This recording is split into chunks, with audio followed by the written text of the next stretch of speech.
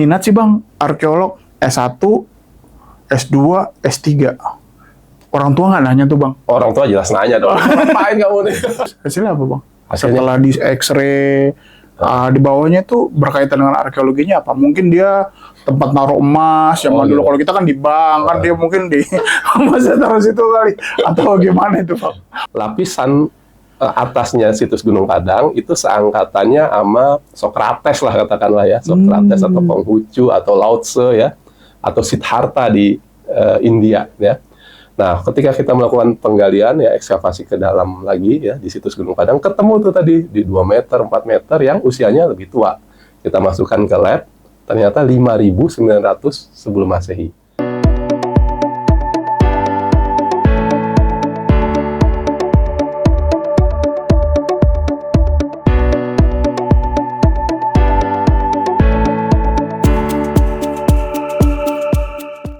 Selamat malam rekan-rekan GD Kreatif. Hari ini saya ada di kediaman Bang Ali Akbar. Nah, beliau ini salah satu profesi atau orang yang mungkin seumur hidup saya baru tahu, seumur hidup itu baru sekali saya ketemu orang.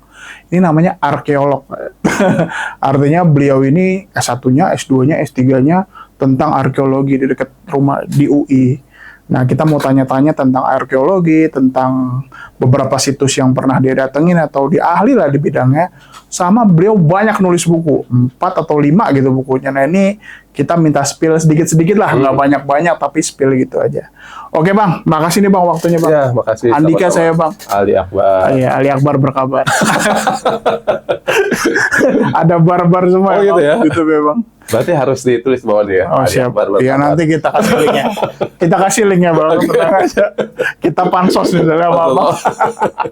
Silakan gimana? Iya. Kok minat sih Bang arkeolog S1, S2, S3? Orang tua nggak nanya tuh Bang. Orang tua jelas nanya dong. Ngapain kamu nih? Saya pikir saya aja, gimana itu ceritanya? Iya. Jadi kan memang waktu SMA ya kan kita bingung ya mau ngapain gitu ya nanti lulus gitu ya. Terus saya lupa kelas 1, kelas 2, apa kelas 3 gitu ya. Terus biasa kan ada guru kan ngajak, ayo ke museum gitu ya. Ya udahlah ke museum gitu. Terus ada pameran tentang ini manusia purba ya, prasejarah di Museum Nasional. Terus wah ini kayaknya pertanyaan susah nih kayaknya nih gitu ya, mengenai asal usul manusia. Gitu ya. Kayak apa nih? Wah ini apa sih namanya, menarik lah gitu ya, supaya bisa jawab tentu harus kuliah dulu, harus belajar dulu dong gitu ya. Ya udah itu cari-cari, oh namanya jurusannya arkeologi. Akhirnya ya udah kuliah lah.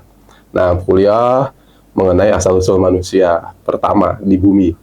Kuliah S1 lulus belum bisa jawab juga jawab pertanyaan itu gitu. Ya, terpaksa gimana? Ya kuliah lagi dong. S2. Iya, gitu. Terus gitu ya, lulus belum bisa jawab juga. Ya suka nggak suka harus S3. Iya, kuliah lagi deh. Coba itu. Gimana itu guys? Kadang-kadang logikanya buat saya nggak masuk akal gitu kan. Asal usul manusia menurut teori Darwin itu kan punya tungkai belakang dan otaknya lebih dari 750 cc. Iya. Bagaimana Bang ceritanya? Kok Abang deh yang jawab, ntar kalau saya pasti salah. Oh gitu, ini topiknya beda lagi. Itu saya nulis buku khusus. Khusus untuk itu ya Bang? Asal usul manusia pertama di bumi. Ah ya itu udah Bang, cerita deh Bang langsung Cerita aja ya. Ya. Dia sekitar 200-an halaman lah gitu ya. Inti ya. Jadi kita bisa sampai besok nih. 32 tahun itu Bang mikirnya. Iya, S1, S2, S3. Ya. Intinya Darwin tuh nulis 2 buku ya. Ada beberapa buku dia nulis ya. Buku pertama itu yang kita sering sebut sebagai teori Darwin ya, teori evolusi Darwin. Judul bukunya On the Origin of Species. Terbitnya tahun 1859. Nah itu direvisi berkali-kali sampai 1872. Tapi intinya di buku itu nggak bahas mengenai asal-usul manusia sebenarnya. And then? Ya, jadi inti dari teori Darwin di buku pertama ya, On the Origin of Species itu ternyata spesies itu semuanya dihembuskan ya, having been breathed by the creator. Jadi dihembuskan oleh sang pencipta. Nah, bingung kan kita kan? Kok Darwin bilang ada sang pencipta? Iya, saya juga bingung gitu. Ya. Tapi ternyata memang di buku itu ya begitu. Ya. Iya. Jadi yang beredar selama ini di masyarakat ya, mungkin ya, oh, Darwin begini, begitu ya. Sebenarnya di bukunya sendiri dia menyatakan ada sang pencipta, dan sang pencipta itulah yang menghembuskan ya atau menghadirkan spesies. Jadi judul bukunya ya, On the Origin of Species. Jawabannya ada di halaman terakhir buku itu, yaitu apa? Dihadirkan oleh sang pencipta. Nah, yang lebih menarik lagi adalah having been breathed by the creator into a few form, ya, menjadi beberapa bentuk, ya, katakanlah tiga, into a few form or into one, ya, into satu gitu ya.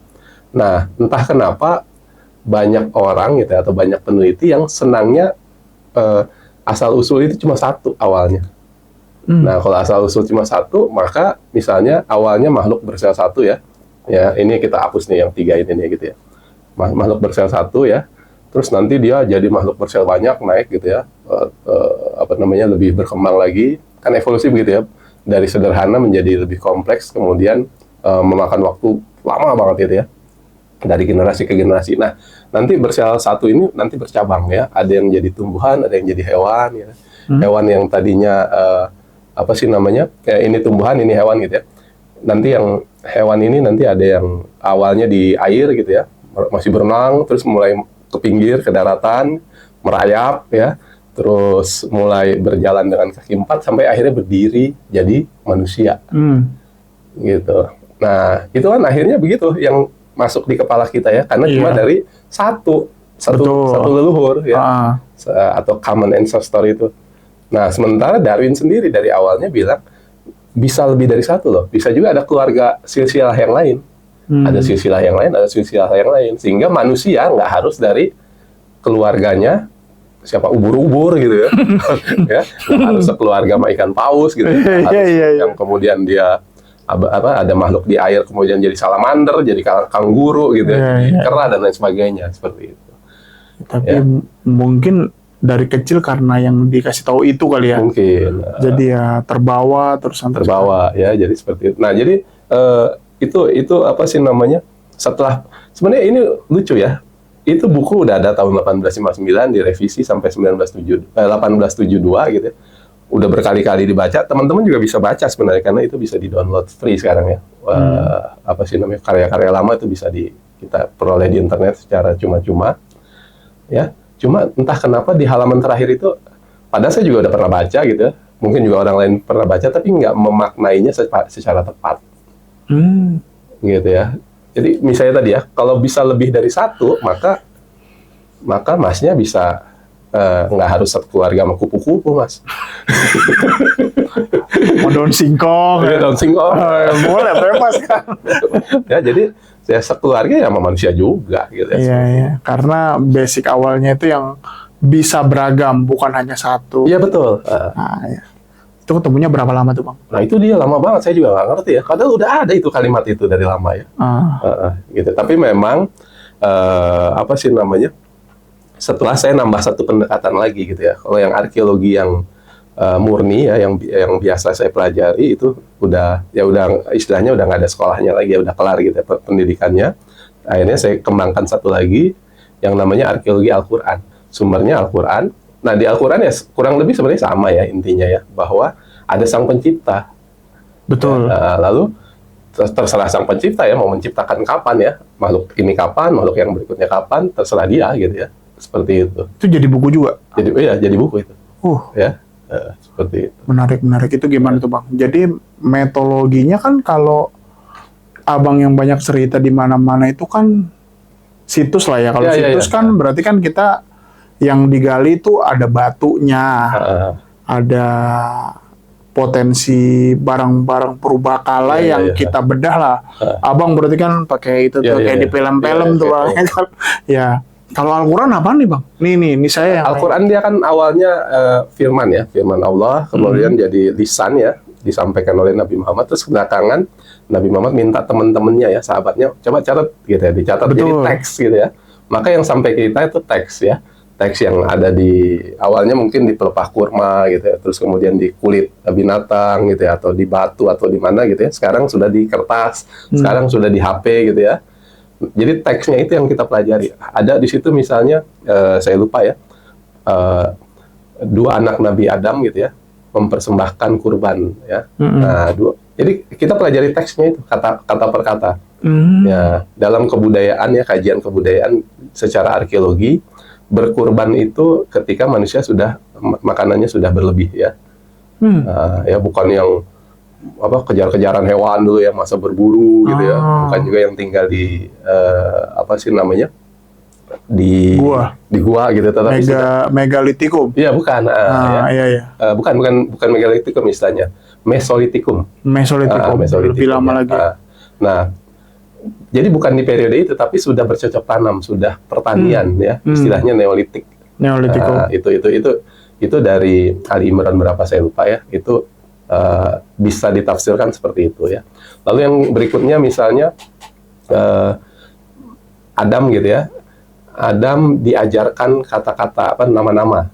Nah, berarti dia kapasitas otaknya sudah mumpuni, bukan yang tadi Mas yang 750. Ya, 750 cc ya. Mau diapain juga nggak akan bisa ya. Ibaratnya motor ya. 750 cc mau digeber kayak apa, dia nggak akan bisa ke lintasan yang ngebut. Ya, nah jadi butuh kapasitas otak yang mumpuni ya, sekitar 1400 misalnya gitu ya, yang kayak kita ini nih gitu ya. Nah itu saya enggak Bang. Enggak ya? Enggak. Saya lebih rendah, kalau Abang lebih tinggi. Sama itu ya, sama tapi belum dimaksimalkan. Iya. Bagus bahasanya. Iya. Nah terus abis itu apa? Lalu ada ayat-ayat misalnya disampaikan. Betul. Ya, kepada malaikat gitu ya. Berarti apa? Dia punya kemampuan bicara, ya, punya kemampuan menyerap dan punya kemampuan bicara. Nah, yang organisme-organisme yang biasa disebut manusia purba itu tidak memiliki kemampuan itu. Ya, ada namanya Pithecanthropus erectus ya. Itu aja, Pithe itu kera ya, Anthropus itu manusia. Nama benarnya ya, awalnya waktu disampaikan sama Ernst Haeckel namanya ya, ada peneliti teori evolusi, sebenarnya dia Pithecanthropus alalus. Alalus itu artinya bisu, nggak bisa bicara, speechless ya. Jadi dia bukan kategori itu si Adam ya. Terus ada lagi misalnya manusia purba namanya Homo neanderthalensis ya, ditemukan di Jerman ya. Itu dia konsonannya beberapa nggak bisa ya, vokalnya beberapa nggak bisa ya. Berarti bukan kategori itu ya. Nah, kalau dikaitkan dengan Al-Quran, berarti intinya bahwa si Al-Quran ini punya teks yang juga peradaban yang lebih maju daripada apa yang mungkin di arkeolog itu ya Bang, berarti ya Bang? Atau gimana kaitannya ini? Masih udah lebih ngerti itu udah selesai saya udah tugasnya nih. Ya. Ya udah gitu. Lebih paham ternyata. Bukan gitu Bang. Bukan gitu Bang. Iya betul ya. Jadi arkeologi itu ilmu yang berawal dari penelitian terhadap peninggalan manusia ya, bisa bangunan ya, sisa-sisa tanah ya, alat batu dan lain sebagainya, terus kemudian direkonstruksi kira-kira kehidupannya pada masa lalu seperti apa. Ya seperti itu. Nah, jadi sebenarnya peninggalan manusia. Nah, peninggalannya itu bisa beragam ya. Ada termasuk juga tadi ya, buku juga bisa kita pelajari ya, naskah-naskah kuno juga bisa kita pelajari gitu. Nah, belakangan ya saya nambahin gitu ya, kalau gitu kita pelajari aja teks Al-Quran. Tapi sebenarnya bukan saya yang awal gitu ya. Teman-teman dari kolega dari peneliti Alkitab udah banyak. Namanya biblical archaeology. Ya, jadi ini bukan suatu pendekatan baru sebenarnya ya. Biblical archaeology itu udah pakai Bible untuk meneliti situs-situs di Timur Tengah, di mana gitu ya, di mana-mana gitu ya. Dia pakai itu. Misalnya dari kitab Kejadian gitu ya, Luaran dan lain sebagainya, dia cari ayat-ayat tertentu ya, terus datang ke lapangan. Ya. Seperti itu. Oke. Paham. Terus ini ngomongin yang fenomenal dari Abang, sering Abang banyak cerita di mana-mana. Situs Gunung Padang gitu. Ya, jadi situs-situs sebenarnya udah lama banget ditemukan. Belanda sudah mencatat itu sejak 1890. Ya, 1890, terus dicatat lagi 1891, dicatat lagi 1914. Jadi ini udah ada dalam literatur peninggalan purbakala Indonesia lah. Ya, entah kenapa situs itu mungkin nggak dikunjungi atau intinya terlupakan lah ya, singkatnya terlupakan. Baru masuk lagi, dilaporkan lagi oleh warga tahun 1979. Oh. Nah, karena dekat dengan kampus saya gitu ya, kampus kami di UI ya, di Depok, maka ketika mahasiswa baru masuk di arkeologi, kita ajak selalu jalan-jalan ke situs-situs peninggalan-peninggalan dekat kampus ya. Misalnya ada di Ciampea atau di Bogor, itu peninggalannya Tarumanegara. Nah, kalau di Gunung Padang juga kita ajak ya, karena dia dekat, kan cuma di Cianjur aja ya. Nah, makanya mungkin istilahnya mandatori kali gitu ya. Ya istilahnya ya untuk memperkenalkan lah situs-situs terdekat. Ya, termasuk ke Kota Tua Jakarta, termasuk ke Pelabuhan Ratu, ada Cisolok, ada Tugu Batu di sana. Itu kan ada batunya dan lain itu. Nah. Itu awal menemukannya tuh kalau kita di X-ray atau gimana ya, tahu nggak Bang? Oh, jadi mungkin begini. Kan dia sudah lama ya ditemukan. Udah, orang juga sudah cukup banyak berkunjung ya, beberapa penelitian juga sudah dilakukan. Nah, terus di sekitar tahun 2011 ya, 2012 ada ahli-ahli geofisika, ahli geologi ya, yang menggunakan alat-alat pemindaian ya, geofisika untuk ngecek di bawah permukaan tanah itu ada apa. Waktu itu mereka sebenarnya menelitinya tentang kemungkinan terjadinya gempa, karena itu di sesar yang cukup aktif di sekitar situ ada sesar yang aktif ya, namanya sesar Cimandiri. Apakah situs ini dilewati oleh sesar tersebut apa enggak gitu ya.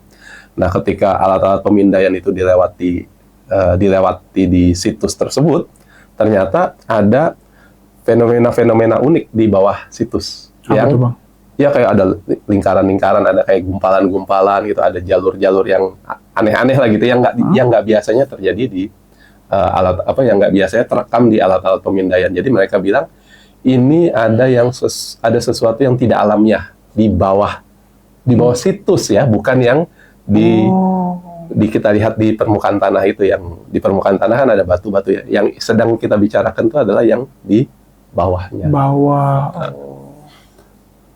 Meneliti gempa, bukan meneliti arkeologinya. Betul. Nah, jadi akhirnya informasi tersebut disampaikan ke arkeolog. Nah, barulah saya melakukan penelitian di situ. Terus hasilnya apa, Bang? Hasilnya, setelah di X-ray, di bawahnya itu berkaitan dengan arkeologinya apa? Mungkin dia tempat naruh emas zaman dulu. Gitu. Kalau kita kan di bank, kan dia mungkin di emasnya taruh situ kali. Atau gimana itu, Bang? Oke. Apa, Bang, yang ada di bawah, Bang, jadinya? Tadi kan kita udah cerita tuh yang di atas versus yang di bawah. Yang di atas kan emang tugas utama Abang tuh sebagai arkeolog lah ya. Batunya, merekonstruksi ulang. Nah, yang di bawah versus urusan gempa tadi setelah dicek ada X-ray, ada apanya itu? Iya, jadi itu pakai alat namanya georadar ya, geomagnet, geoelektrik, macam-macam lah itu alat itu gitu ya.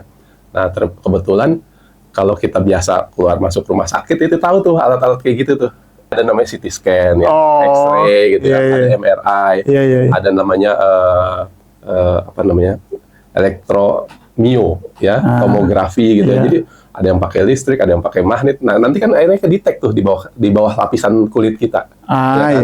Oh, ada tulang, oh ada syaraf gitu ya, ada macam-macam gitu ya. Nah, karena ada pemindaian-pemindaian seperti itu, jadi di bawah tanah itu kedetek. Ya, ada kayak semacam lingkaran-lingkaran gitu, ada garis-garis yang saya juga bingung nih apa gitu ya, seperti itu. Nah, cuma biasalah kalau masuk rumah sakit juga, benar nggak sih nih gitu ya, bisa nggak pindah rumah sakit gitu. Jadi alat itu dicoba ke situs lain gitu ya. Nah, ketika di situs lain yang memang sudah saya cukup sering riset gitu ya, saya agak tahu lah kondisi di bawah tanahnya seperti apa karena saya udah cukup banyak ekskavasinya. Itu ternyata alat-alat itu akurat. Ya, alat-alat geofisika itu sebenarnya. Nah, sebenarnya lagi alat itu kalau di buku-buku arkeologinya orang-orang Belanda ya, orang-orang bule ya, orang-orang Eropa itu udah masuk dalam metode arkeologi. Cuma kita aja nggak make gitu ya, karena keterbatasan alat gitu ya. Tapi sebenarnya alat-alat itu dipakai memang di arkeologi. Nah, terus habis itu ini apa sih namanya? Saya minta ulang lagi, yuk coba pelan-pelan lagi kita cek lagi gitu. Ternyata memang ada indikasi-indikasi itu. Nah, akhirnya mulailah kita melakukan ekskavasi gitu ya. Apa itu ekskavasi? Ekskavasi itu penggalian. Penggalian Ya. Mulai menggali, ternyata betul di kedalaman rata-rata sebelumnya, misalnya kita melakukan penelitian 1 meter, 2 meter, kita pikir itu udah habis tuh lapisan budaya ya, yang ada campur tangan manusia. Ternyata ketika kita masuk terus ke 3 meter, ke 4 meter, masih ketemu ada peninggalan manusia. Kita ketemu gerabah ya, kita ketemu alat logam ya. Alat logam juga bikin bingung tuh, karena berarti mereka ya sudah mengenal leburan logam ya di masa yang cukup tua gitu ya. Terus kita uji karbon ya, ada beberapa sampel arang, ternyata usianya ya, nah, kalau yang di permukaan tanah, ya di permukaan tanah kita udah cek usianya itu 500 sebelum Masehi. Ya, kalau 500 sebelum Masehi itu gambarannya begini. Ya. Kita hidup di 2024 ya. Terus Indonesia merdeka 1945, mundur lagi ke 1 Masehi ya, sekitar Al-Masih ya lahir. Mundur lagi 500 sebelum Masehi. Ya, pelan-pelan ya. Minum dulu Pak. Terus Bang. Terus ya. Oke. Nah, 500 sebelum Masehi itu ada ada Konghucu ya di Cina, ada Sokrates, Plato, Aristoteles gitu, batu di Yunani itu gitu ya. Nah, di Indonesia udah ada situs Gunung Padang. Wow. Ya, seperti itu. Tapi kan sebenarnya lebih tua lagi ada Mesir kan 3000 sebelum Masehi, piramid. Terus ada Mesopotamia 4000 sebelum Masehi. Nah, jadi lapisan atasnya situs Gunung Padang itu seangkatannya sama Sokrates lah katakanlah ya, Sokrates atau Konghucu atau Lao Tse ya, atau Siddhartha di India ya. Nah, ketika kita melakukan penggalian ya, ekskavasi ke dalam lagi ya di situs Gunung Padang, ketemu tuh tadi di 2 meter, 4 meter yang usianya lebih tua. Kita masukkan ke lab, ternyata 5.900 sebelum Masehi. Artinya lebih tua dari situs piramid. Iya, piramid. 5.000 sebelum Masehi. Iya. Sama teman saya bulatin deh ya, 5.000 ya biar gampang kan. 5.000 sebelum Masehi ya. Benernya 5.900 sebelum Masehi. Gila. Ya. Berarti Mesir 3.000 sebelum Masehi. Jadi ini 2.000 tahun lebih tua dari Mesir. Dan 1.000 tahun lebih tua dari Mesopotamia. Belum kelar, kita ekskavasi lagi ke dalam. Oh iya. Ada lagi gitu yang lebih tua, yang bikin bingung sehingga akhirnya orang udah itu dulu dah gitu ya. Karena kita ekskavasi terus sampai ketemu usia yang 11.000 sebelum Masehi. Itu udah nggak ada temennya itu, karena yang paling tua yang manusia menyusun batu ya tadi ya, megalitik ya, mega tuh besar, litik tuh batu, itu baru di 10.000 ya, 9.000-an lah sebelum Masehi, adanya di Turki. Nah, di Indonesia sekarang ada yang 11.000, tapi masyarakat internasional ya beberapa masih ntar dulu lah, sabarlah gitu ya, kita mencerna yang 5.000-an aja masih bingung gitu ya. Ya seperti itu ya. Nah, tetapi intinya masyarakat ya, orang-orang peneliti asing tuh mulai berdatangan tuh, hampir tiap minggu saya pada ngontak gitu ya, Mas lagi di mana gitu, kami mau datang nih, ada dari Amerika, dari Belanda gitu, pengen lihat situs itu. Datangnya cuma sendiri-sendiri aja, naik pesawat sendiri ke sini, minta ditemenin ya, karena penasaran dengan situs tersebut. Jadi kalau saya pikir kalau kayak gitu ya, Indonesia pusat peradaban dunia sebenarnya ya. Kalau logika berpikir 11.000 tahun, 2.000 tahun lebih mundur ya kan? Iya, lebih mundur. Berarti kan dia tahu cara. Kalau lebih mundur kesannya nggak bagus ya. Lebih tua lah. Lebih tua. Jadi Indonesia sebenarnya pusat peradaban, cuman kitanya aja nggak pada sadar ya. Di situs Gunung Padang ketemu tengkorak manusia juga nggak? Nggak. Nah, jadi sejauh kita riset berlangsung ya, kalau waktu Belanda datang itu dia memperkirakan ya ada gundukan memang ya. Ini jangan-jangan pemakaman ya. Jadi ada memang di laporan Belanda ini kemungkinan ada pemakaman di situ ya, ada gundukan. Tapi kalau selama kami riset berlangsung nggak ketemu tengkorak, nggak ketemu tulang, jadi ya sejauh ini kita tidak menyebutnya sebagai situs pemakaman, ya. Tapi lebih ke arah situs upacara ya, upacara keagamaan. Gitu. Terus pertanyaan terakhir, gimana merekonstruksinya, mengkira-kiranya Bang? Oh ya, ini situs Gunung Padang nih, 2 meter udah ketemu ini, 3 meter ketemu ini, 4 meter.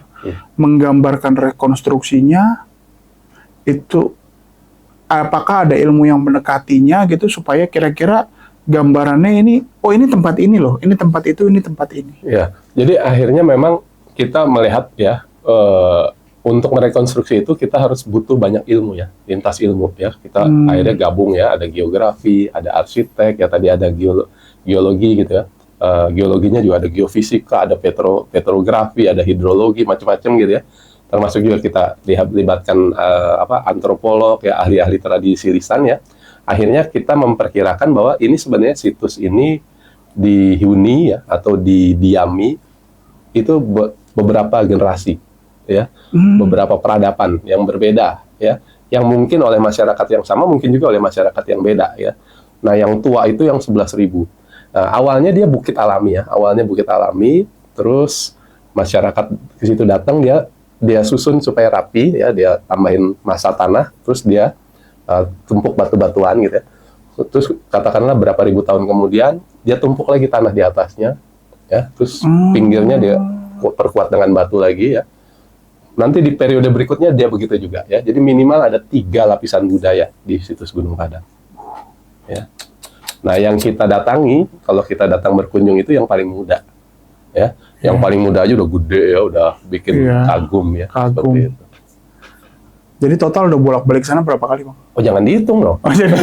Nanti pusing sendiri. Iya. Tapi ya banyak lah, banyak. Gitu. Oke. Apalagi sekarang ya, hampir tiap minggu. Ya, dan itu orang-orang asing yang minat ke sana. Bingung sih. Kalau nggak ada temennya yang nemenin juga bingung ini apa. Kalau nggak, ya kalau saya ke sana sendiri nggak sama Bang Ali gitu kan, apaan nih, batu apaan Iya, nih kan? betul. Bingung. Kalau ini peradabannya begini. Iya, begini. betul. Nanti kapan-kapan kalau ada waktu kita pergi. Oke. Jadi gitu aja buat yang episode hari ini, Bang. Ya. Intinya bahwa sejarah tuh luas loh. Sejarah luas. Ada banyak hal yang kita pikir ternyata Indonesia adalah pusat peradaban budaya.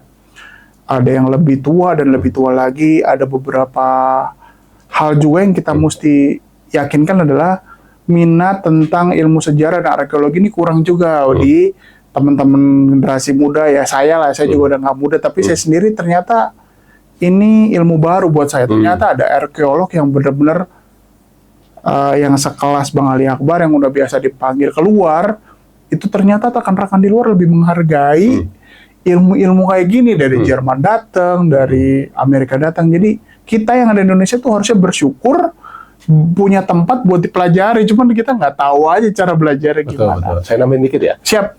Jadi selain mereka ke sini, kalau pas saya ada waktu mereka ngontak gitu. Ada waktu nggak? Diundang saya ke Jerman ya. Oh, gantian abang yang diundang ke Jerman. Ke Cina ya. Wah, gitu. Bebas pesan pesawat apapun gitu ya. Sampai sana dikalungin bunga gitu. Ke Cina udah 2 kali kalau nggak saya, ke Korea Selatan ya, ke Finlandia. Banyak lagi deh, nanti habis durasinya. Siap. Oke, jadi gitu aja guys. Mungkin nanti kita di pertemuan berikutnya mau cerita lagi tentang hal yang menarik. Terima kasih, selamat malam. Malam.